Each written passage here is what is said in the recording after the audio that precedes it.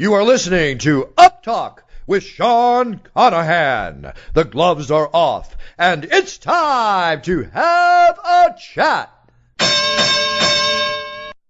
Hello, people, and welcome to episode 6 of the podcast. First thing I'm going to tell you is that you're going to notice that the cover picture for this episode says episode 7. That's because I screwed that up this month.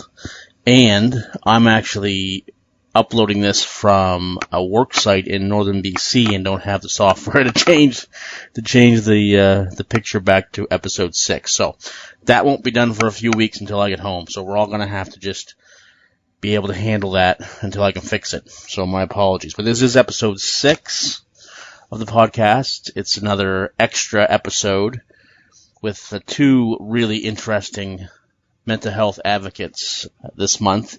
You're going to hear from Clint Malarchuk, former NHL goalie, with an amazing story that he tells us about his personal struggles with mental illness. And you're also going to hear from Tod Maffin, who is a technology entrepreneur, CBC radio host, and author. And he also has a really fantastic story to tell of his journey through mental illness. So I hope you enjoy it as much as I enjoyed interviewing them. As always, I want to thank my sponsors, Rest Ed Seminars, the Compass Rose Health and Wellness Center, Dan's Son Photography, and new this month is Life Shield Fire, Medical, and Safety Training. Located in the Halifax area, Life Shield is a Canadian Red Cross training partner and a one-stop shop for the best in first aid training. So check them out on my website. You'll see a link to them. Definitely check all my sponsors out if you get a chance. As always, I want to give a trigger alert for the podcast for those of us that have trigger issues. Just make sure you're in a good headspace before you listen, and that way you can get the most out of it. So welcome aboard, and let's not waste any more time. Let's get going.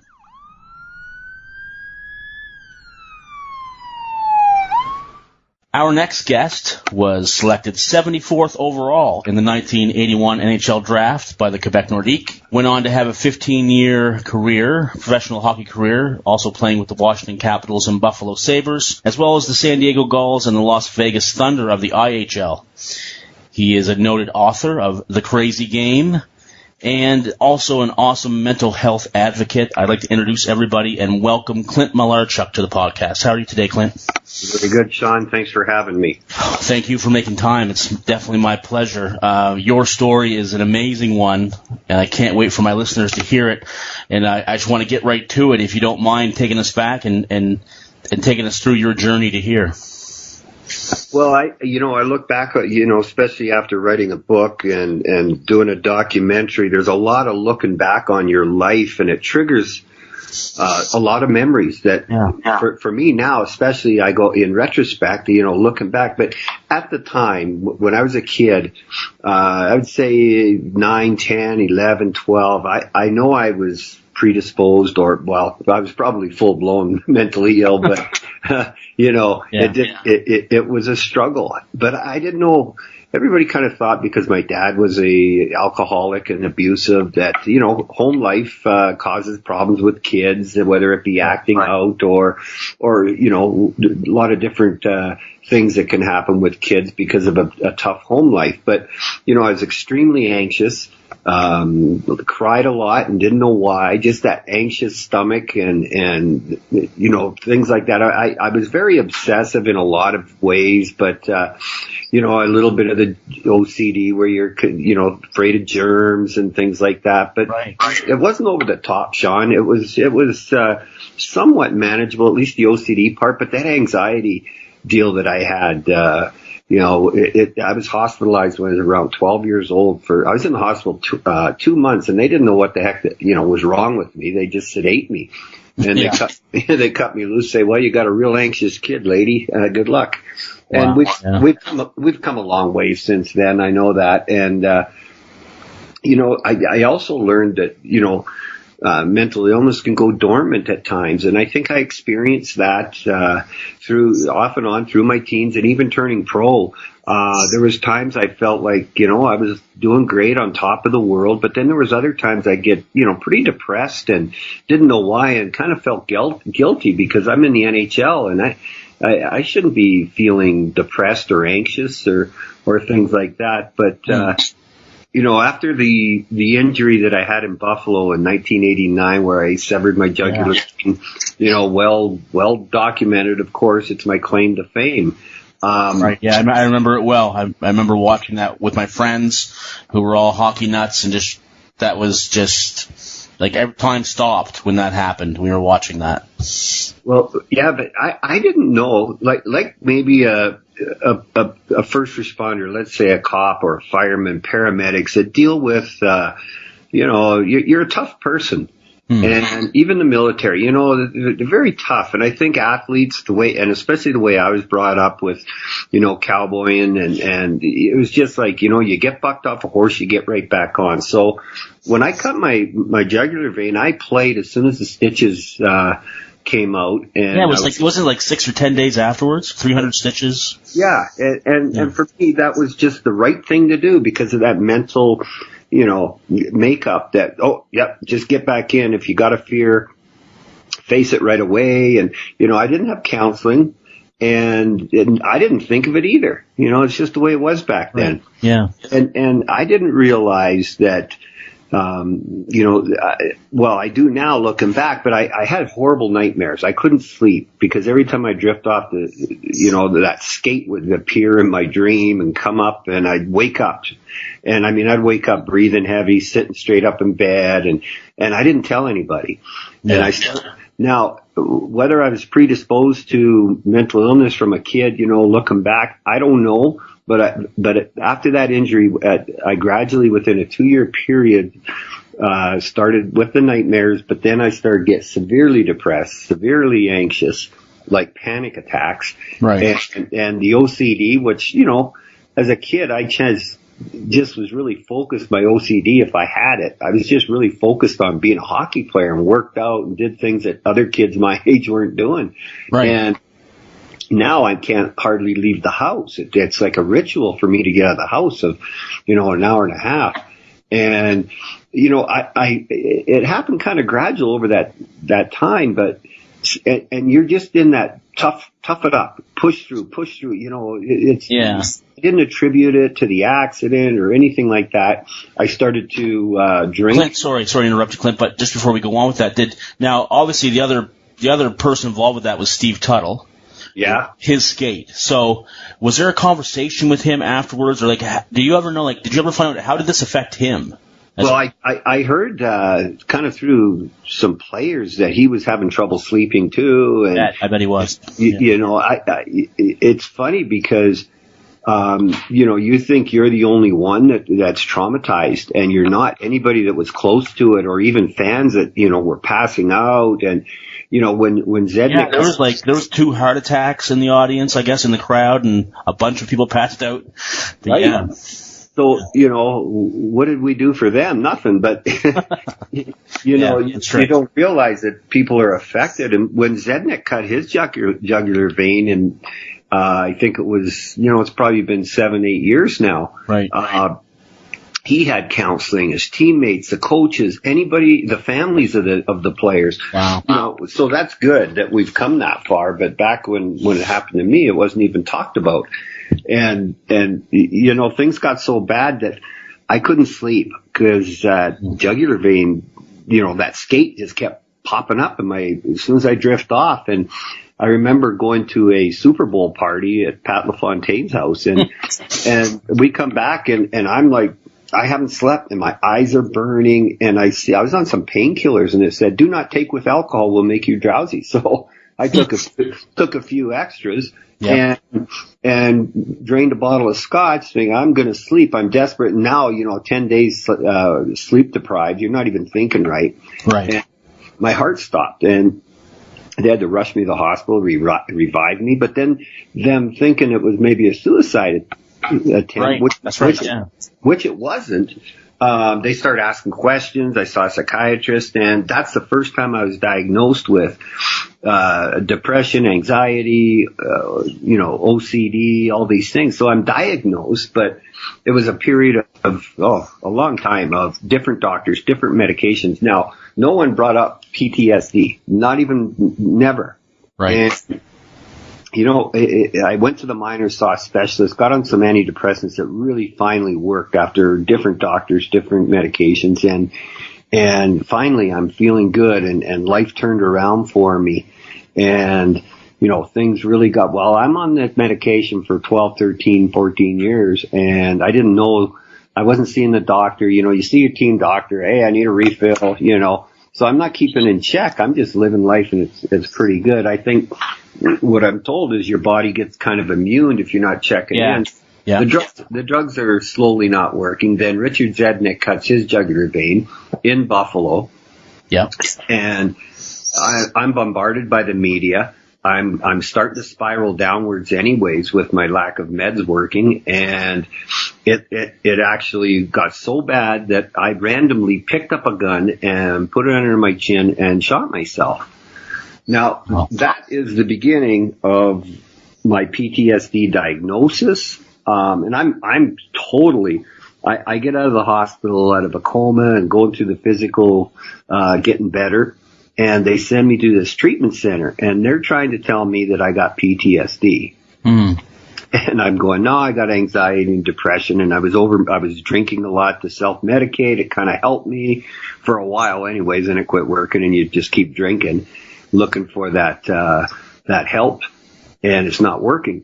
And as a result, I shoot myself, and then I'm in there, and they're saying PTSD, and I'm going, no way. I was so insulted, Sean. Yeah, yeah. Because of that macho. Right. And I'm even saying, are you kidding? Ask anybody in Buffalo. I mean, it was 19 years, so I'm PTSD undiagnosed for 19 years, and I'm just so insulted because it's assault to that macho ego.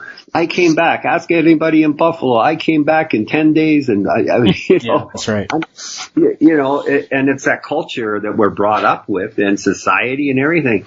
And when I finally bought in, I was in there for 6 months. In the first 2 months, I was in total denial. I was insulted.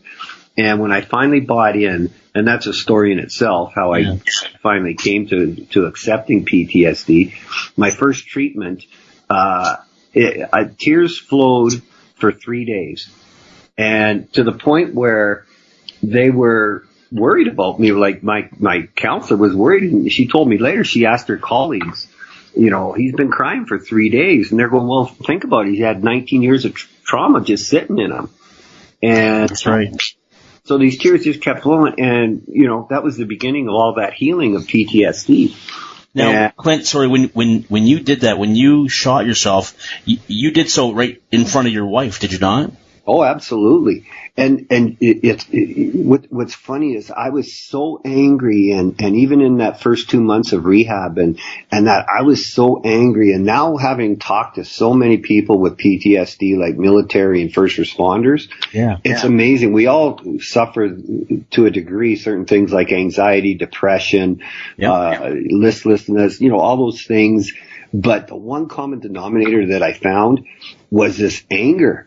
And I had all this anger, and I even blamed her when I shot myself. I didn't lose consciousness, and I lashed out. See what you made me do. Oh, wow. And, oh, yeah. I mean, she went through hell with me, and I was verbally abusive and just this anger. And now I know that that's part of the PTSD thing. And I don't know if it's frustration of guys that,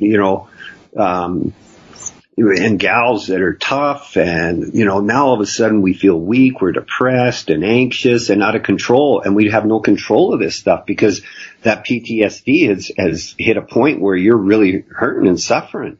And so this anger is the one common denominator I think a lot of us relate to is and I think it's the frustration factor and the loss of control. And we've got this, Superman cape, and, I was a goalie in the NHL, and that's right. Military guys, they're tough and they go to war, and first responders facing trauma every day, small and big, and it builds and builds. So that anger was really, really there. Oh, it definitely is. I mean, even even with me, I get so frustrated because, before, I was helping people deliver babies. I was, helping people that were in cardiac arrest. And now I can't go to the grocery store and get 5 things without forgetting 2 of them. Yeah, it's frustrating. You go from feeling like you're Superman and helping people that aren't, in a position to help. You're the hero. And now you're struggling yourself just to, like you said, go to the grocery store. I feel like an infant. It's very frustrating, and obviously that's where that very easily can get very angry and very moody and not a lot of patience. Yeah, it is. It's very common. You're absolutely right. Well, I think first responders, military, athletes to a degree, we are that personality where we are helpful and we are competitive and we are strong. And then if you get PTSD and you're any one of those jobs, you're really, really struggling with the, like you said, almost feeling like an infant. That's not me. That's not who I was. And it creates a lot of turmoil internally. For sure. Yeah. Getting better for me, and now looking back, I understand so much in my life, and one of the biggest things I think is getting through that ego and acceptance that, Michael Landsberg coined the phrase, "You're sick, you're not weak." Right. Yeah. What a great phrase, because we think we're weak. We think, oh my God, I used to wear the cape and go to work and help people. Or I used to go to work and be the rock, being a goalie, mental toughness, the epitome. Right. Military guys going to war, facing death, in their job. I mean, we're bred, we're bred for those kind of things. And then when we go the extreme opposite of feeling weak and vulnerable, it's a hard thing to accept. Yeah. And, so acceptance was the biggest thing, and the thing that helps you accept is that, I use the example of first responders, military people. They go to work every day, and, they're a rock. And for them, once they can accept that they're injured mentally or sick and not weak, it's got nothing to do with how tough you are physically or mentally. Nothing. A great example is the one I just give with first responders and military. These are the strongest people we know. Yeah. And they're facing trauma every day. And so the example is that they are strong. And they are not weak mentally or physically. They're, in fact, the opposite, super strong. And then to face that PTSD diagnosis, it's tough for us. Very tough. Very tough. Yeah, for sure. I mean, we don't put ourselves out as heroes, but we also don't like to have people think that, our armor is dented or that we're not ready at a moment's notice to be everything that they need. And, that's what causes a lot of problems, causes a lot of embarrassment and self-doubt, and your confidence level just tanks. Right. I was a fitness fanatic and worked out, and I think when I was, with PTSD and all that, I think I was working out and lifting weights, building muscle to protect my soul, and that doesn't work. That does not work. It doesn't matter what you do physically if that soul is damaged, or sick, or it needs to heal and get well. But it's that acceptance for us macho, men and women in service that are being of service and are so strong. It's really hard for us to accept. But boy, acceptance is probably the very first, and probably the biggest step of getting well and getting healed. Now, Clint, was there ever a time during your professional career where any of your teammates knew? Oh God, no. I mean, I was the clown, right. the locker room joker, outgoing, and as far as goalies go, I was on the goofy side, but normal. The guy said I was the most normal goalie they ever played with. And, that's a compliment. Other than my goofiness, they just say, oh, he's a goalie. So I had that, protection that if I ever did cross the line and act out, they'd say, oh, he's just a goalie. Nothing to do with, mental illness or PTSD. I don't know how close you are with, you mentioned the Zetterberg thing, how close you are as far as connection with the NHL now, but do you feel that they are, in general, things that have come a long way and they are protecting the emotional stability and mental stability of players better now? Well, yes, to a degree, but once you're done playing, there's not much they do. The NHLPA, the NHL, not a whole lot. Now on the other side, the NHL Alumni Association, right. We form committees now. We're in the works of helping players in transition. Now we got this concussion deal going on that happened in football, and now it's going to go to, to court with the hockey players. So there's more attention being played, but is it and sometimes it takes the media and these court cases to really get going. But the NHL Alumni Association, we're really being proactive in trying to help our players and former players. The only problem is we're not funded like the NHLPA or the NHL itself, but we are getting some help from those two, with some funds. But it's an uphill battle, but we're making progress, and we're making people aware, making former players aware that they might be if they're struggling, there's probably a good reason for it, and we're trying to form these committees to get them help. I have a question for you. I'm going to take you off track for 1 second, but you mentioned the whole concussion issue and obviously the CTE issue through the NFL and now in other sports that may have the concussion issue. I've always thought, and I know Don Cherry said this a long time ago, but nowadays in the NHL, players are wearing armor, basically. Whereas back probably when you started, there were, you had these little shoulder pads, these little elbow pads, not a whole lot of padding when compared to today. And then of course before that you had people that didn't even wear helmets. But I feel that with the armor and all this increased padding, you get a feeling that you're indestructible. Whereas if you had, minimalist, padding, you might protect yourself a little bit better. Do you know what I mean? You wouldn't just throw yourself around like they do today.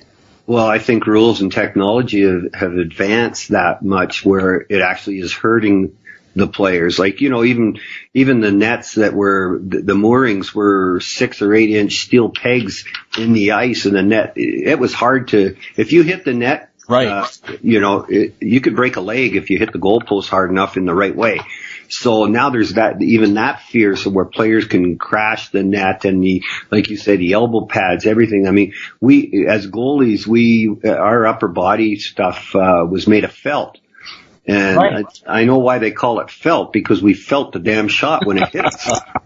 But everybody has this thinking that it's more and more and more, but really they need to reverse it. It needs to be less in order to really protect people and get that mindset that I can run into anything at 100 miles an hour and it's not going to hurt me. You need to have less. It sounds stupid to say, maybe, but that really is. You need less equipment. Well, I know what you're saying. Yeah. The elbow pads, they're rock hard plastic on the outside. Same with the shoulder pads. Now, if you get one of those in the chops, it is more, it hurts, and it's more liable to cause an impact that can cause concussions and that. So you're definitely right.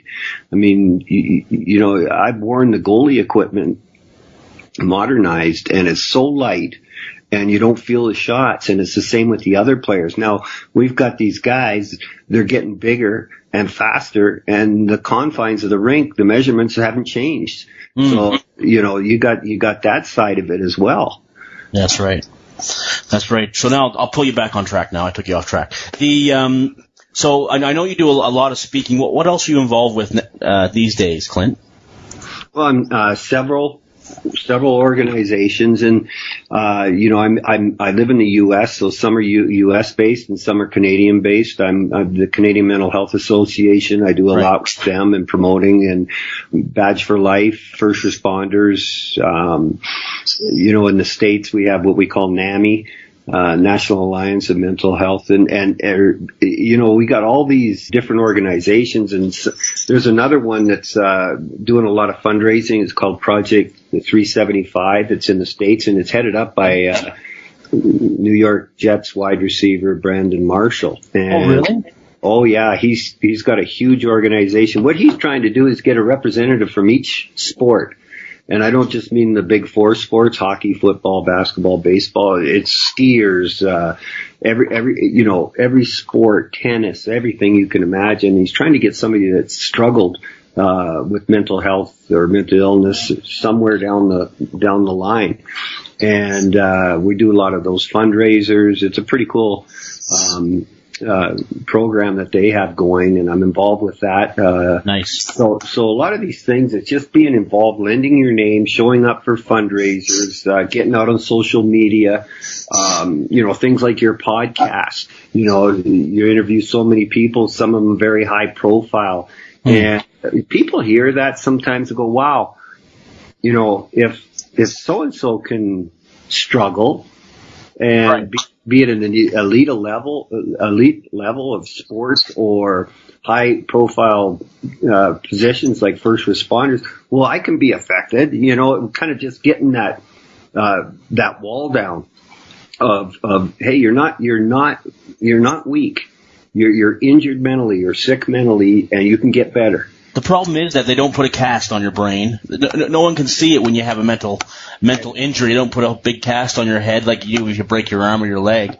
You just go on with life, and no one even know unless you talk, unless you choose to share. Then no one is going to realize that you even have a problem. Right?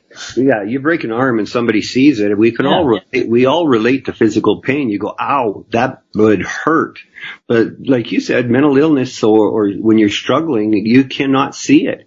You can see some of the things like a guy's kind of depressed but the thing with that is we hide it too. We hide it really well because we don't want to be perceived as weak. So I'm going to go out. If I got to go out, I'm going to act happy. I'm going to act like nothing bothers me. And we even go to the extreme. Like I was like the teen clown, things like that. Yeah, humor. I know. I use that. A lot of first responders are, but I'm, very sarcastic. Really, I try to make people laugh all the time. And a lot of that is because of how insecure I am inside and not confident. Did you nail that one?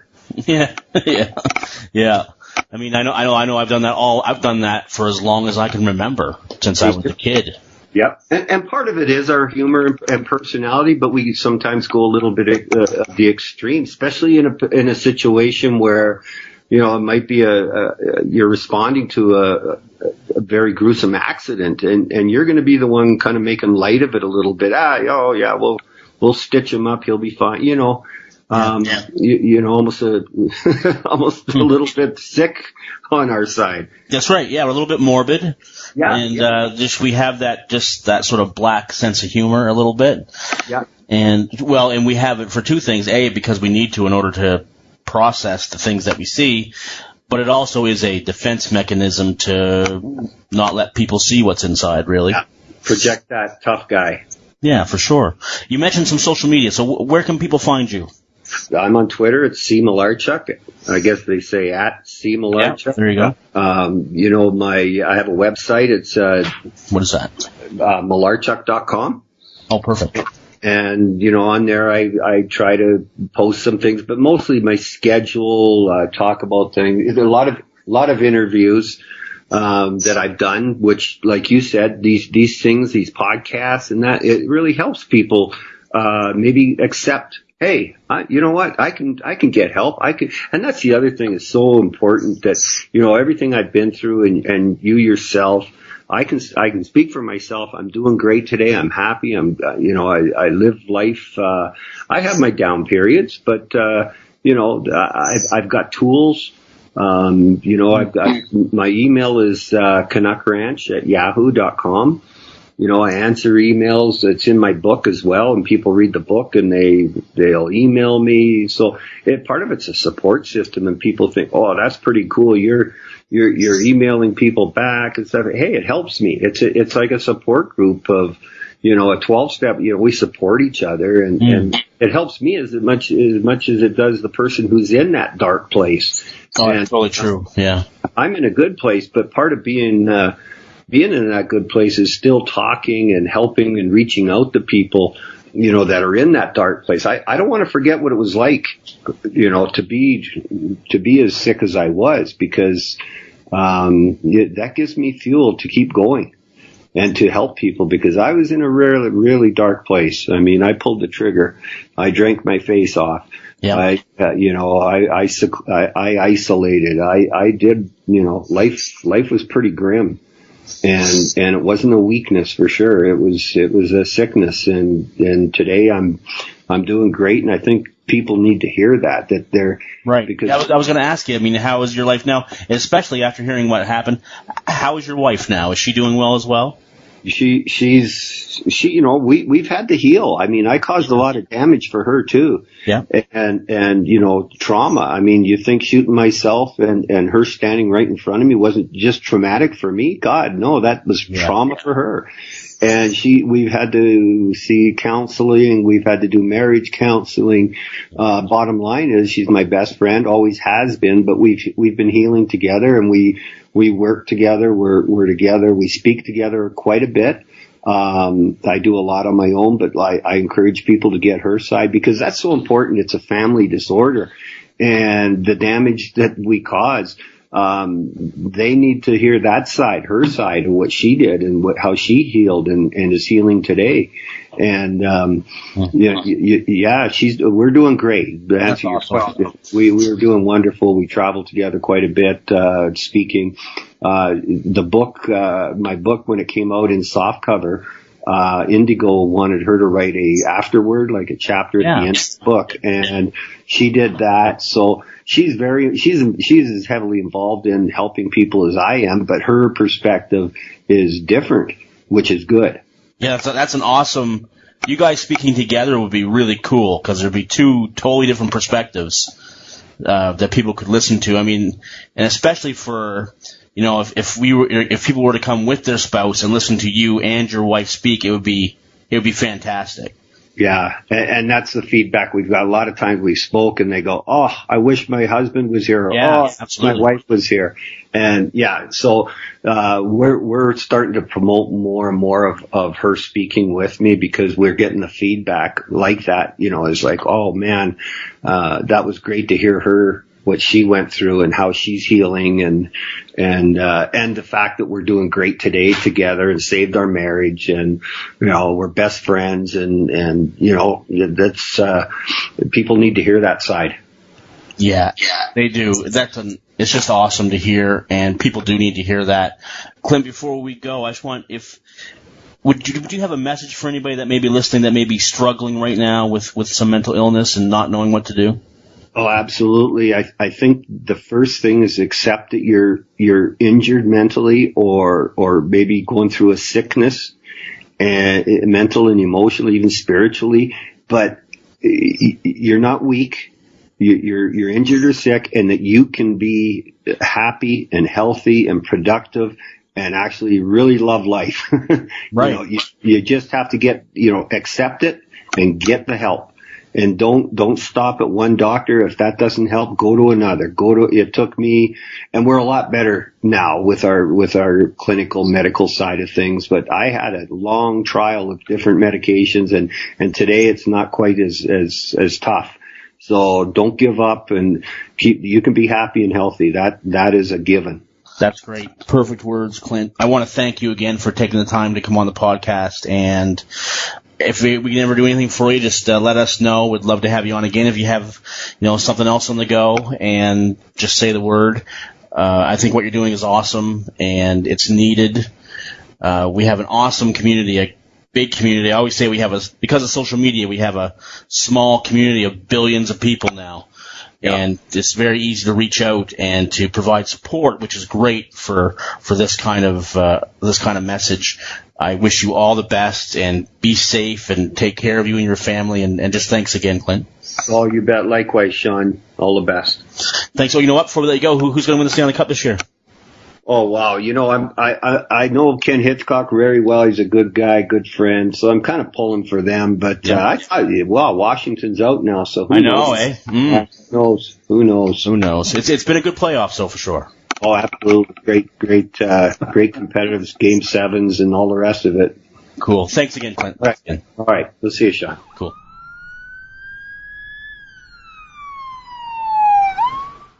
All right, guys. I want to take a second to tell you about two events that are coming up in June in Nova Scotia that are helping raise money towards PTSD. The first one is the Walk for PTSD, which is taking place in Halifax on June 11th between 12 p.m. and 5 p.m. at the South Commons Triangle in Halifax. You can find out more about this very important event at www.walkforptsd.ca. So please check that out. Another event that's going on is the Help Our Heroes Charity Golf Tournament, which takes place Friday, June 17th. It's the second annual tournament, and it supports corrections, EHS, fire, police, RCMP, and military personnel. All proceeds from the event are donated to the Tema Contra Memorial Trust. For only $110 per golfer, you're going to get a green fee, which is going to be a scramble round of golf, a power cart, a barbecue lunch, a bottle of water, draft beer, and one bounce back green fee to Granite Springs to use at another time. So that is an awesome deal for a great charity event. So please check them out at www.helpourheroes.ca. All right, let's get back to the podcast and hear from Tod Maffin.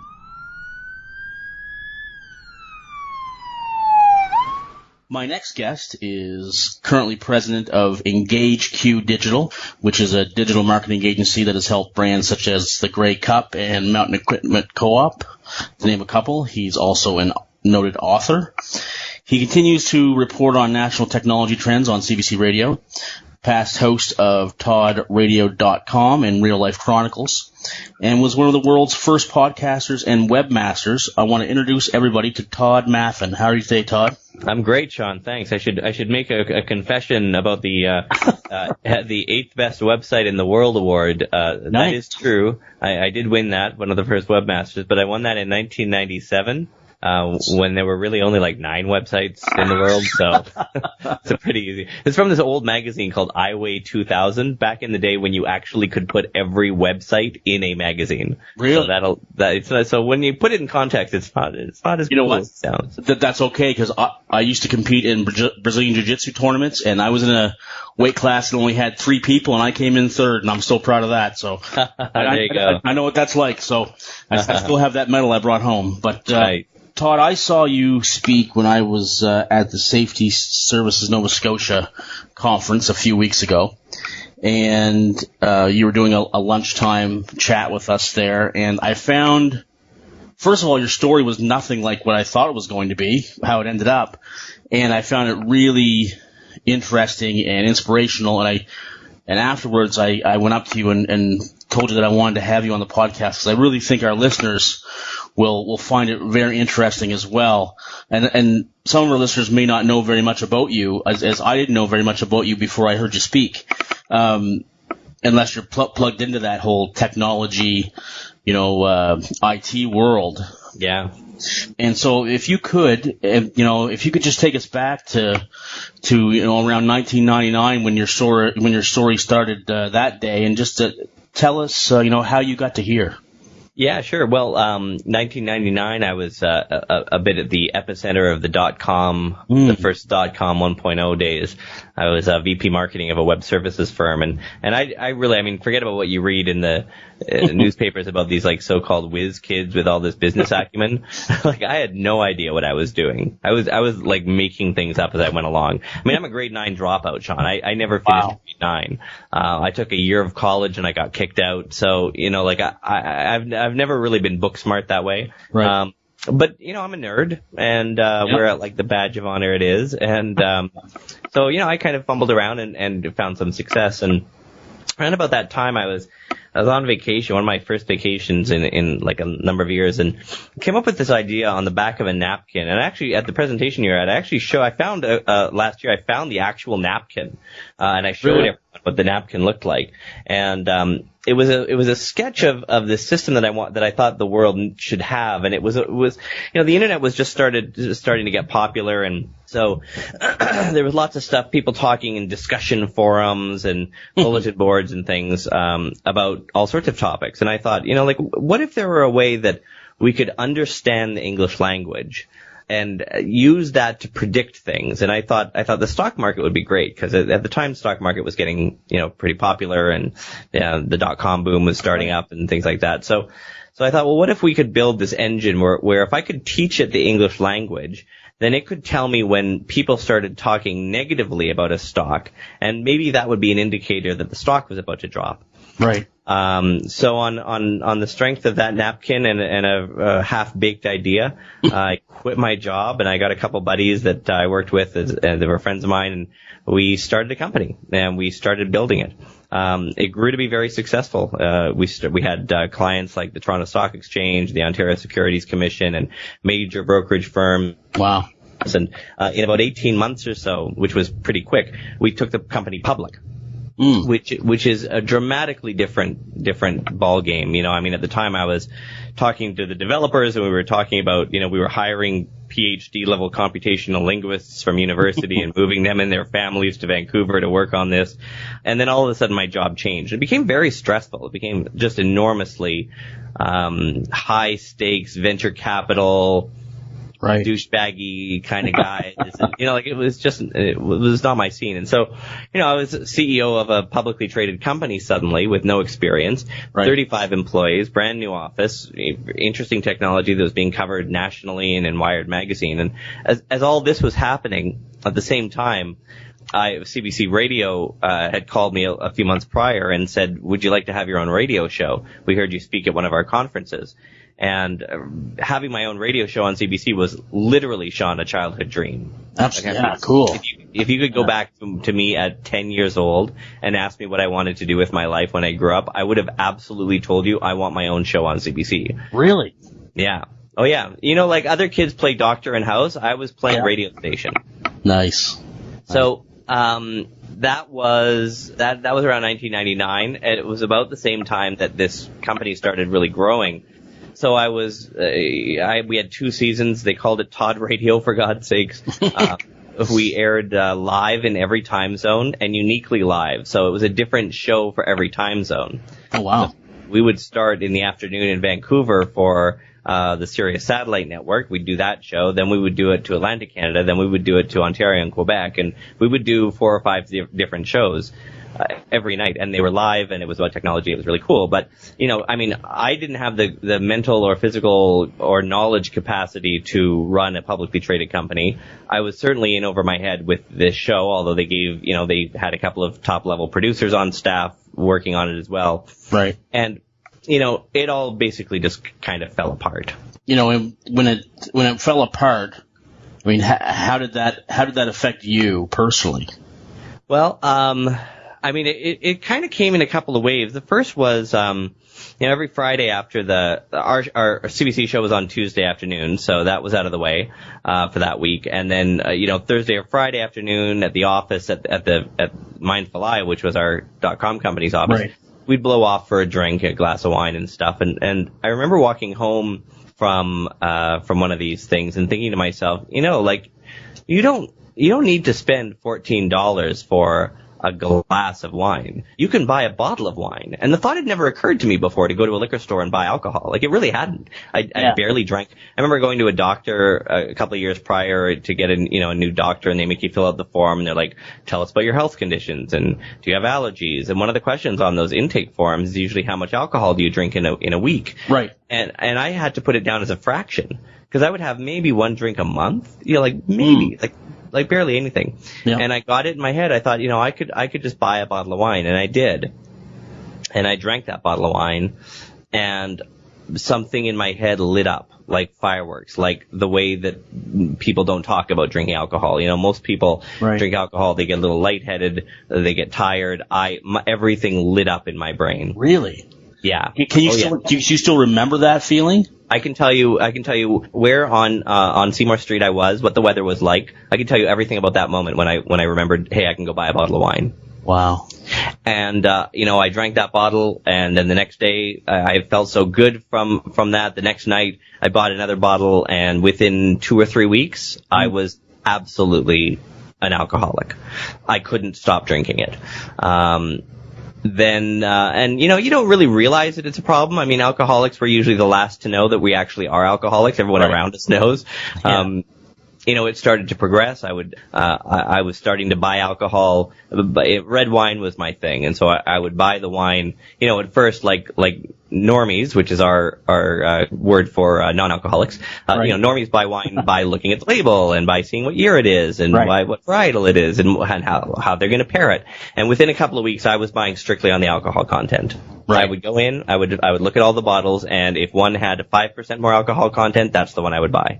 And even that wasn't enough. And then I got it in my head that, hey, if I add vodka to it, I can increase the alcohol content. And before long, I could not function. I couldn't get out of bed in the morning without drinking at least a glass or two of wine. I couldn't get through the day. I would drink myself to oblivion at night, wake up and do it all over again, and I couldn't stop. And that went on for years. I got married. We bought a house together. Near the end, I wasn't able to do my job. I mean, the company, Mindful Eye, got caught up in the .com boom years previous, around 2002 or so, and couldn't secure its third round of funding. So that disappeared. And, at one point, those shares were worth $10 million to me. I mean, I was on paper worth about $10 million. Never saw any of it, of course. Yeah. And so around 2006 or so, it was just starting to get out of control, and I finally told my then wife, listen, I don't know what's going on. I can't stop drinking. And I was in tears, and, we tried outpatient, and we tried AA, and I tried all those things, and it just didn't take, and it was getting worse and worse. And near the end, I had switched from wine to isopropanol. Right. Which, your listeners may know as its more common phrase, which is rubbing alcohol. Right. Which is an entirely different chemical compound. It's not the alcohol you're supposed to put into your bloodstream. It is genuinely a poison. But you know what? It's very common. My history as a paramedic, working as a paramedic, we saw that a lot. Yeah. And you only get to that point as an alcoholic when you're already quite sick. And, I've had people say, well, why would you think, well, like, what logic went through your head that made you think that would be better? And that's when I know that they're a normie. Because there's no logic. Alcohol does great things for people in terms of loosening them up, but it also really affects the prefrontal cortex, which is your executive control of your brain. It's decision making. So things that make completely no sense to normies and to the rest of the world make absolute sense to an alcoholic who's sick. Wow. So we went in. I was admitted to hospital several times because I had blacked out and found myself in different cities, and I was a wreck. And finally, an addictions doctor said, you need to check into a residential treatment center, and you need to do it tonight. You are probably a couple of weeks away from dying. Wow. Like you are terminal. And there's 4 phases of alcoholism. I forget them all. It's maintenance, chronic, and terminal, and there's another one. The fourth stage is terminal, where basically they don't put you in that category unless you've got 3 months to live. And the treatment center that I went to, which is called Edgewood, in the Nanaimo on Vancouver Island, which is an outstanding place. They only take people in the terminal phase, so everyone's really sick. And I didn't want to go. And I said to him, well, listen, maybe there'll be some outpatient things I can try instead. Yeah. And he literally stood up and walked out of the room. And he's just like, well, I can't help you then. You're beyond help. And he turned to my wife and he said, he needs to be in treatment today or he's going to die. And then he left. So did you not believe that when he said that to you, or no, you didn't? No. I thought he was just being, big with his words, and he was trying to be dramatic, and I thought maybe he's got a cut, he gets a cut of the money that they get, I had all these sort of reasons, and I had a career. I was a senior editor for a national radio show at CBC. I was giving 30 to 40 speeches a year all over North America. I couldn't just take time off, But I had to. And I said all that day and all that night, I was saying to my wife, I'm not going to do it. I'm not going to do it. And unbeknownst to me at the time, he had pulled some strings. So the waiting list to get out there is about 3 or 4 weeks, or was at the time. Right. And he had pulled some strings, and he said, this guy is going to die. He is very sick. He needs to please find a bed or something for him tonight. And And I was saying, no. I didn't know that he and my wife had sort of conspired to get this bed open. And they called my wife at night and they said, is he coming or not? Because we're going to give this away. Like, we're holding it for you. And she lied. And she said, we're coming in tomorrow. And even though she, knew that I was saying no, and I woke up in the morning and I looked into her eyes when we woke up and I could see that she had completely given up on me. Like, I could just see. She didn't have to say a word. I could tell. And what did that feel like? It felt like the end of my life. Yeah. It felt like the end of my life. It felt like I've ruined everything. I can't stop drinking. I'm losing work, and now the love of my life is giving up on me. Let me find a bridge. Really? Right. Like, so at that point, it was like, it doesn't matter what I have to do, and you have to do something. Yeah, exactly. And I mean, your experience, you understand people who are suicidal go through a number of phases, and the most dangerous phase is the hardest one to spot, because, you see people who are suicidal in crisis, and that's dangerous, but it's even more dangerous when they have this, and it's very brief, and it usually happens in the 48 hours before they actually suicide. It's where there's this peace that comes on them, right? Yeah. Because they've made peace with it and they've made their plans and they feel like, they feel like this is going to be good. This is going to be good for Kim. Like, I was so sick. So I said to her, do you think there's any chance they'll take me? And unbeknownst to me, of course, she'd cut this deal, with them. Not a deal, but to say, hold it open, and we jumped in the car. I called my producer at CBC and I called my agent at the Speakers Bureau. I left voicemails for them because I couldn't leave them. I'm so glad that there's no voicemail recordings of those, because I was in tears and blubbering, and I'm like, I'm really sick. I'm going into a hospital. I don't think I even told them why. I'm going to be there for at least 2 or 3 months. I won't have any access to phones. Goodbye. Now, that's what they were left.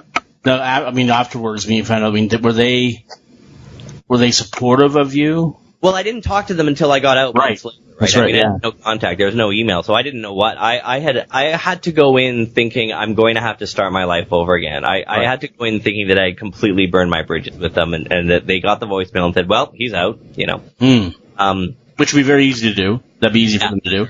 And as it turns out, they were so incredibly supportive, and they made mountains move to cover time and to get other speakers in to cover for me, and they hired someone to cover my CBC time until I got back. I mean, they were just amazing, and I wasn't even an employee; I was just a contractor, so they were great. So yeah, my wife called my best friend, and he came along for the ride, so she'd have someone to drive back with, because Vancouver to Nanaimo was about a 4-hour trip or so over a long ferry, and I was so below low. I mean, my best friend Patrick, I was in the back seat. He was in the passenger seat, and he reached back to just I don't know, give me a hug or to hold on to my hand or something that normal people do. And I pushed myself into the back of the seat and I said, please don't touch me. I was so ashamed. So ashamed. I didn't want to make eye contact with anyone. I was the lowest of the low. I didn't want him to touch me because I felt like I was so low, I didn't deserve human touch. Right. That's how bad it was. I went, and that started 2 plus months of the hardest thing I've ever done in my life. It is, that treatment center, Edgewood, is phenomenal, but it is, can I swear on your podcast? Absolutely, you can, yes. It's fucking hard work. Really? Yes. Oh my God, it is, because, and the funny thing about rehab that a lot of people don't realize is you don't really talk about your addiction at all. There was very little talk about alcohol. There's very little talk about wine. Because it's not about that, it's about, we all had different things. I mean, my roommate was addicted to crack and heroin. There were people there addicted to sex and shopping and gambling. I mean, it's all the same brain function or dysfunction. Right. It's just we use in different ways. Some of us use alcohol, some of us use drugs, some of us use gambling, but we're all trying to do the same thing. So rehab was all about targeting, why are you so uncomfortable with being in your skin? That's what rehab, that's what good rehab is about. Yeah. It's because it's really, I mean, I drank at first to get uncomfortable feelings away. I was so stressed out running this company, and I felt like a fraud. I didn't know what I was doing, but it was working. I had my dream job. I mean, most people who get a CBC radio show, and this is a national show. I mean, we followed as it happens. It was a big deal. Right. I mean, they were running TV commercials with me during the Stanley Cup. I was getting recognized on the street. It was lots of stress and lots of, big fun feelings. But I was drinking to get rid of those feelings, and then eventually you just drink to get every feeling away, fun feeling, any feeling at all. Right. I just want it gone. So rehab is all about confronting those feelings. They deliberately put you in uncomfortable feeling situations and environments, and you're put in a place where you have to just sit in those feelings and you have to feel them. And you can't drink and you can't use. And the brain slowly, I mean, it takes years, right? I mean, rehab doesn't fix you. Rehab just teaches you how to fix yourself. Right. You don't come out of there being fixed, as I learned. So you sit in it, and because you can't drink, I mean, they don't kidnap you. You can leave. You can walk out the door if you want. It's hard. It's hard to do because your bag that you came and packed with, they've stored off site. So it's very clever, so they take your bag away. So, unless you want to carry all your shit out with you in your hands, and by law, they're not allowed to not give you your things. Right. They can't kidnap you. I consented to be in there. They can't hold me against my will. But because the belongings are deliberately held off site, it gives them a couple of hours to get back in your head, So they do these little mini interventions on people who are leaving. I eventually didn't. I never tried to leave. The first month was absolute hell.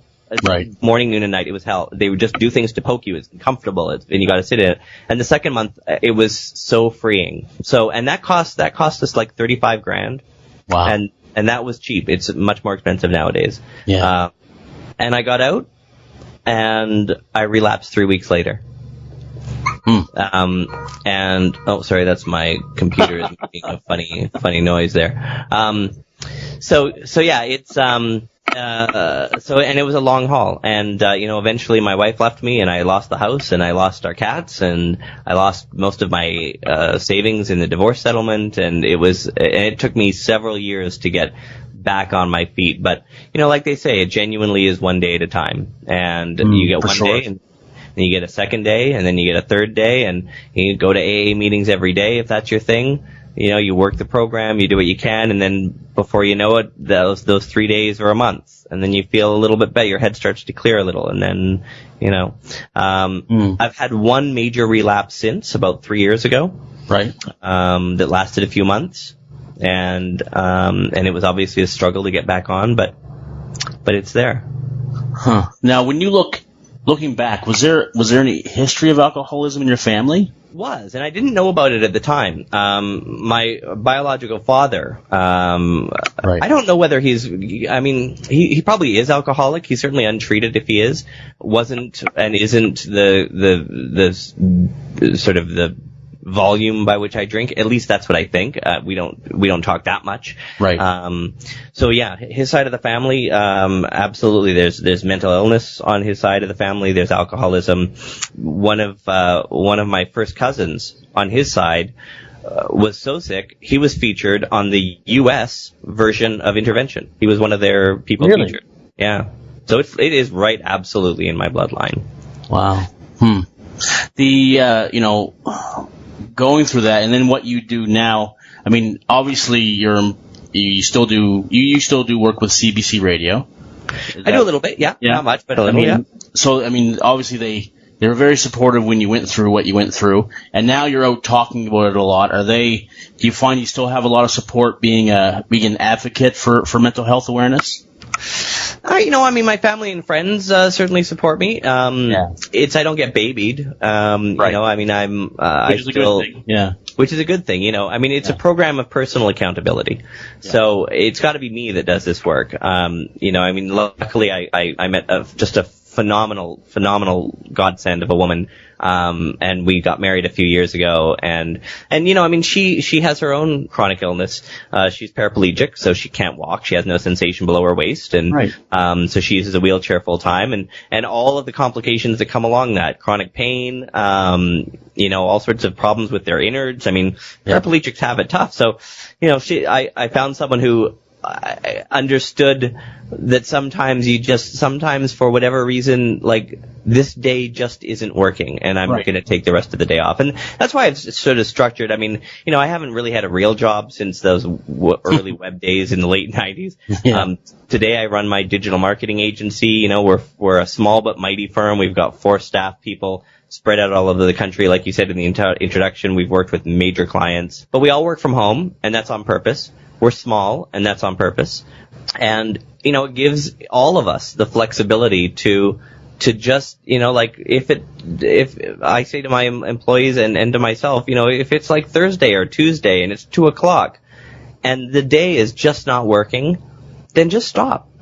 Like, luckily I've got my life in a place where I can work from home, and I've got a great team behind me and really good profit margins, and, to be able to support being able to, if it's 3:00 and I'm feeling like stuff's coming up and I'm not feeling it, or I'm, feeling confused or stressed out or even triggered, by something. Right.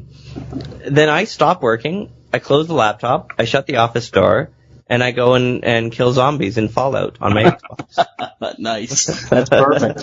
Yeah. I mean, so few of us have an opportunity to do that, which is what we need to do when things get to that point, is just shut off for a little bit and just, let things calm down. But very few of us either allow ourselves to do it or put ourselves in an environment where we can do it.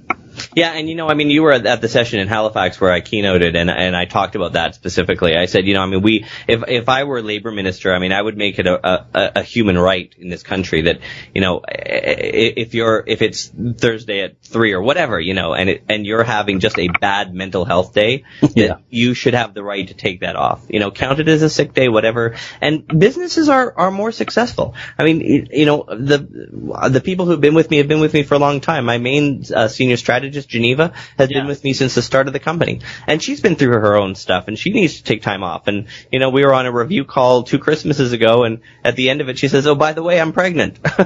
so she was gone for half a year. And businesses, from a commerce point of view, it's in their interests. It's in your corporate interest to give your employees the grace and the freedom and the flexibility to do that. Aside from the soft benefit of they'll think you're a better boss and nicer and there's more loyalty, they're genuinely more productive. If you don't care about loyalty, you don't care about whether someone thinks you're a good boss or not, that's fine. There are lots of people out there that are they just care about the numbers and hitting their targets. Well, even if that's all you care about, your business will hit the numbers stronger, your employees will be more productive if you have you give them a little bit of grace. It's absolutely true.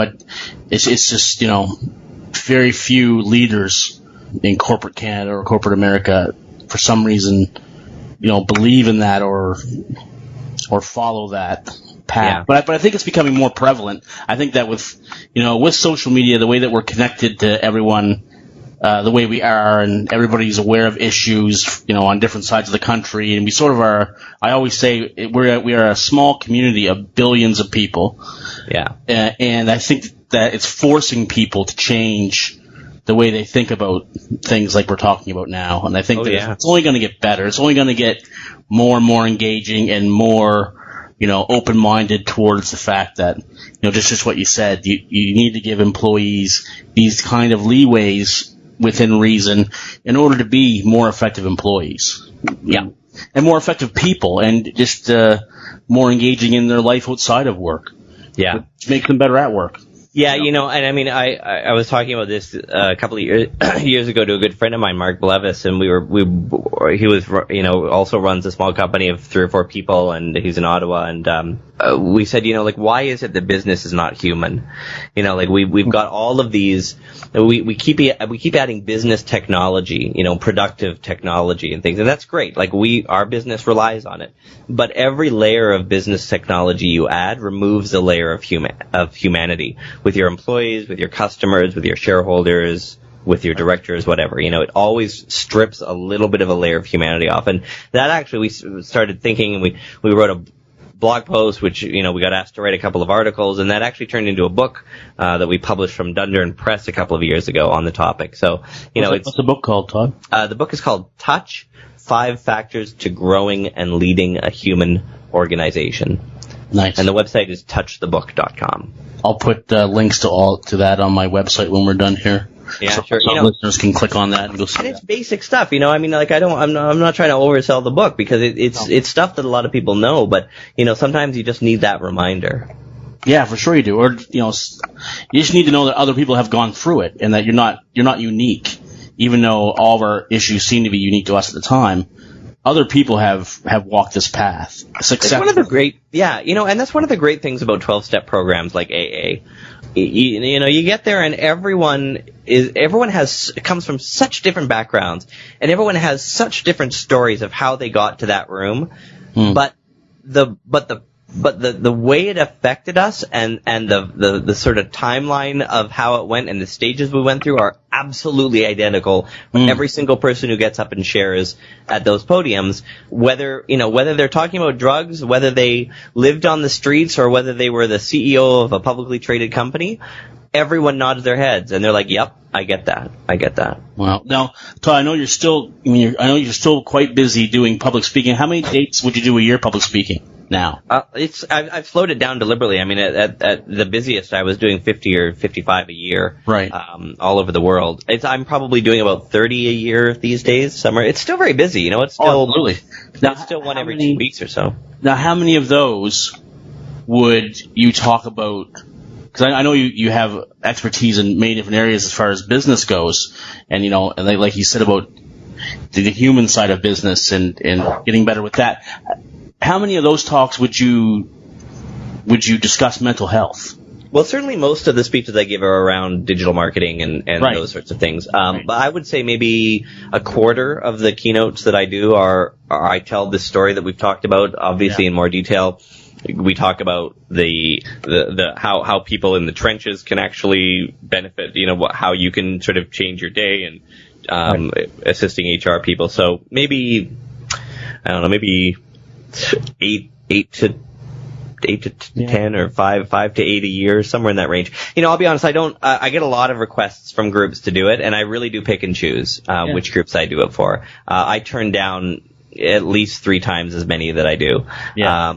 I wouldn't do that for digital marketing because it's a lead generator for our company and all those things, but it takes energy. What you didn't see after after that presentation in Halifax is I had to go to bed. I had to take the rest of that afternoon off, and I napped solidly for about 3 hours. And it's not the getting up and speaking that tires me. And there's a little bit of that because I've got, I like to keep my energy up. But it's such a personal story that goes into a lot more detail, obviously, than you and I had time for. That it's emotionally draining. For sure. When I first started doing it, luckily this hasn't happened in years, but when I first started talking about it, I would get emotional, and I would try my best not to, because it's so uncomfortable as an audience member to see that. So, luckily I can get through the story now without becoming emotional, but it's draining. It's draining. But I know that I don't think there's been a single time that I've given it where someone hasn't come up to me at the end, waited for everyone else to talk to me, pulled me aside quietly into a corner, and say, either I have the same problem with drinking, or my spouse or my child does, or like a direct relative, or like everything you talked about, I see in myself. Is that a problem? Wow. And you're absolutely right what you said. Even when I go and give talks to groups and talk about my PTSD and how it affected me, it is exhausting. Even for a couple days afterwards, you're just sort of processing that, and I'm not quite, on point for maybe a day and a half afterwards, just because it's so draining and exhausting to do it. it's needed, and I love to do it, and I want to do it, but it does take a lot out of you, for sure. Yeah. Todd, how can people get in touch with you or find you? My website is probably the quickest at todmaffin.com. I'm sure you'll get a link there. It's T-O-D. I spell my name with one D, so it's Todmaffin. If they want to see a little video highlight of the presentation that you saw, the website is takingcrazyback.com. Nice.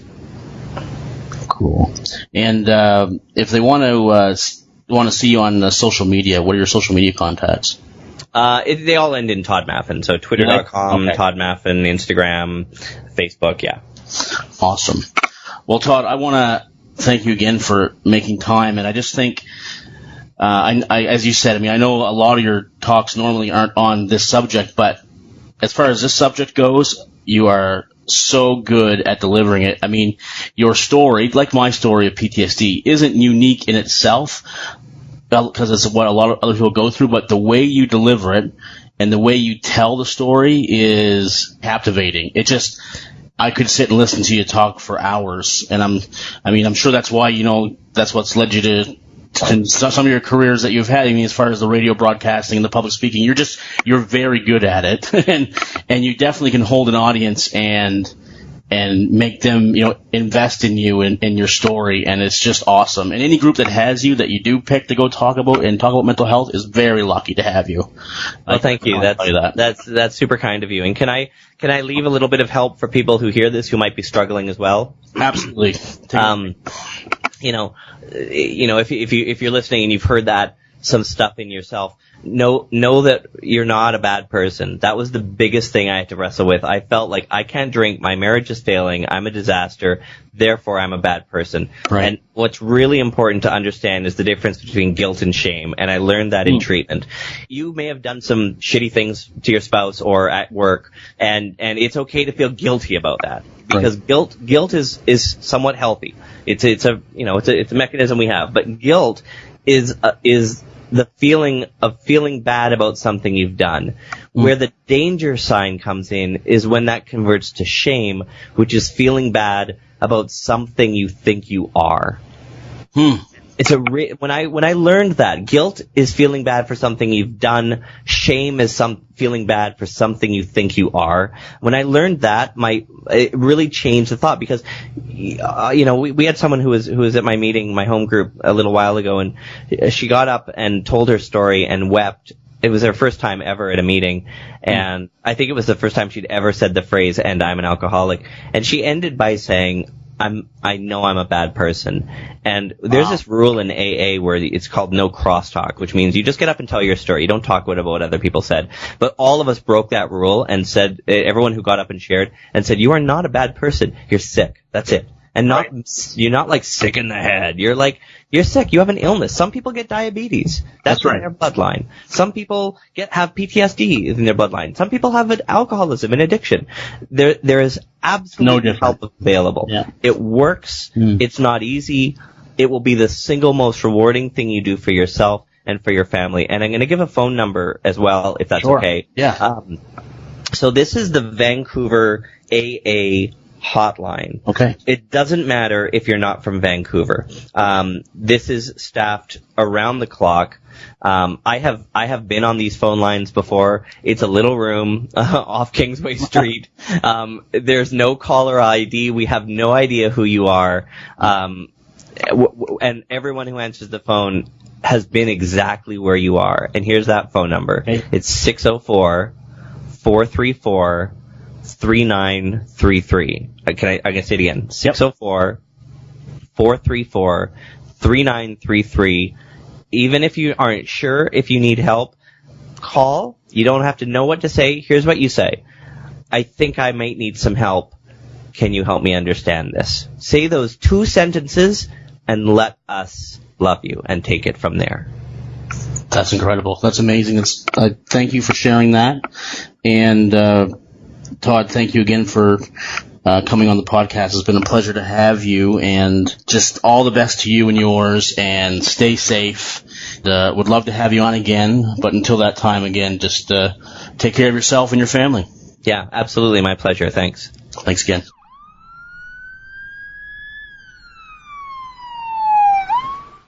And there you have it. Another episode of the podcast has come and gone. I would like to thank everybody again for tuning in and listening.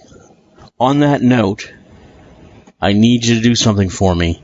However you listen to the podcast, whether it's on YouTube or iTunes or another podcast program on your phone, not only do I need you to listen to the podcast, but I need you to subscribe on whatever medium you use. So if it's on YouTube, subscribe to my YouTube channel.